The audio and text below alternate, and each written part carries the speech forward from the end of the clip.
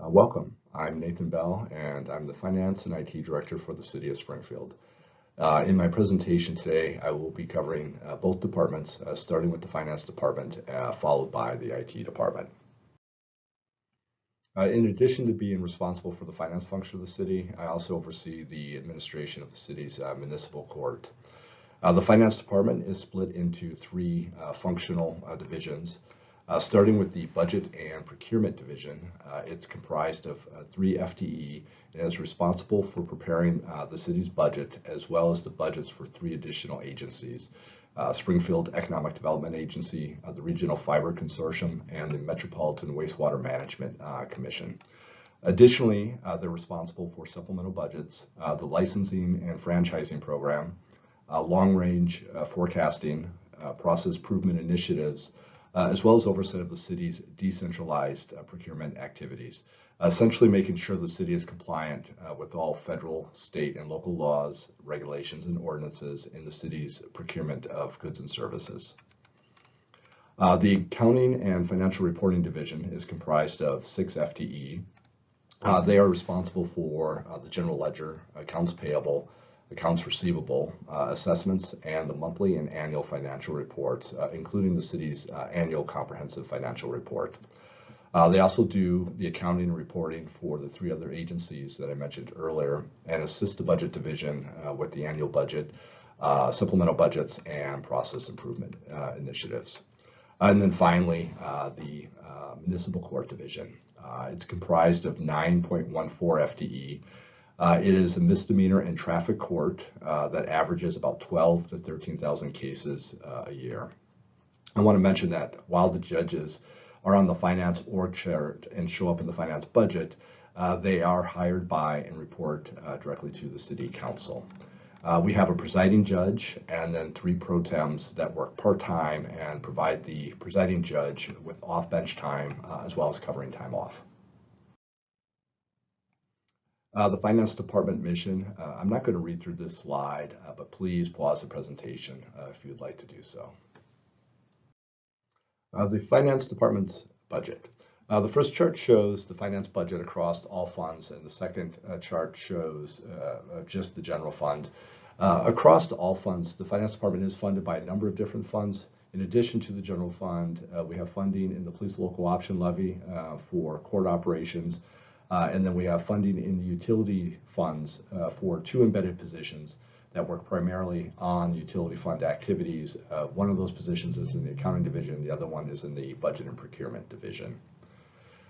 These budget charts are at a high level and consolidated by major category. And essentially this year, it's a status quo budget without any significant changes or increases. The only thing I'd like to point out is in the first chart, a summary by all funds, there is a $2 million decrease in the materials and services from FY23 amended to FY24 proposed. This is from a one-time payment in FY23 to the state of Oregon to set up a per-site account. This was to take advantage of a program through the state that would match our contribution with another 25% contribution. This has resulted in an additional $500,000 for the city with a total side account of $2.5 million that will go towards mitigating future year increases to our PERS rate. The Finance Division's accomplishments, initiatives, and future year considerations. I'm not going to read through all of these. If you'd like any more information on any of them, you can find it in the Finance Department summary pages in the proposed budget. I would like, though, to touch on a couple of the more significant ones. Under accomplishments, the Certificate of Achievement for Excellence in Financial Reporting.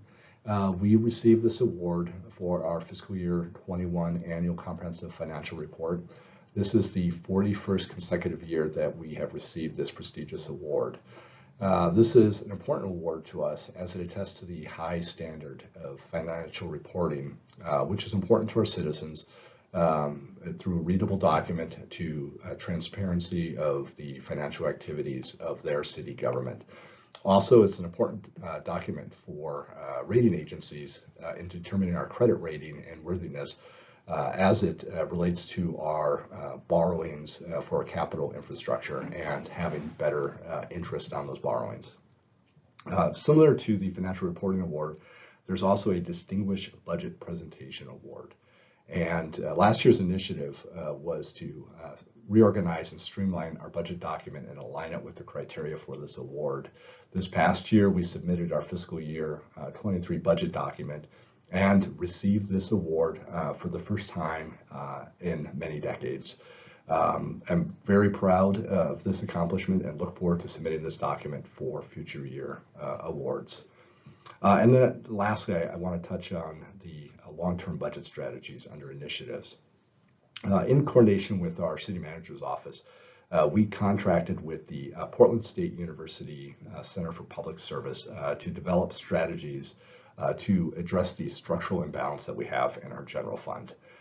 We look forward to bringing the results of this engagement back to our council in a future work session for consideration.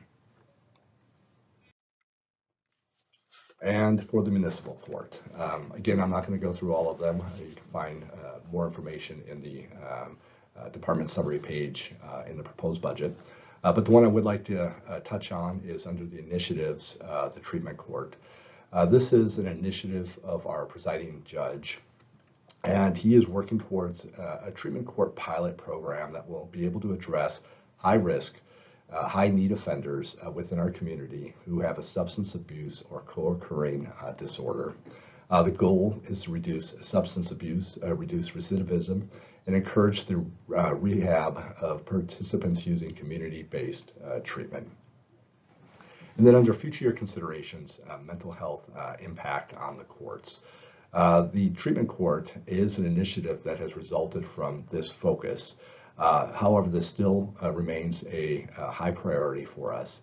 I think there's a general recognition that there has been an increase in our community of individuals with mental health challenges. And without resources for them, they often get caught up in our justice system, from interactions with our police to the jail and into the courts. This is a time-intensive and expensive way to help these individuals, and so we're looking for opportunities, whether it be partnering with local agencies or nonprofits, or finding funding to address the impact that the mental health is having on the community and specifically on our justice system. Moving on to the IT department. The IT department's mission is to provide excellent customer service with proactive and sustainable solutions that provide value and produce desired outcomes. The IT department is split into two divisions, starting with the network division. It's comprised of 5 FTE and is responsible for the full lifecycle management of all city-owned IT assets, which include computers, servers, telephones, and mobile devices, as well as other hardware and infrastructure that interconnect these devices. The network also provides end user and help desk support for all supported devices, as well as a range of software systems. The network division also manages the city's cybersecurity defenses that aim to protect and maintain the integrity of all the city's digital assets. The other division is the applications division and is comprised of 4 FTE and is responsible for supporting the city's financial and human resources software. These consist of the PeopleSoft financials and human capital management modules, Board, the city's budgeting software, and Laserfish, the city's document management software. The IT department budget. Again, the first chart is a summary by all funds. For this department, that includes the general fund, special revenue fund, and an internal service fund. And the second chart focuses on the general fund only. For this department, there is a big change that happened this year. In both charts, in the personal services category, you will see a decrease of $200,000 roughly, or 13% of the personal services budget. And it's the result of the elimination of the IT director position and moving the department under the management of myself as finance director.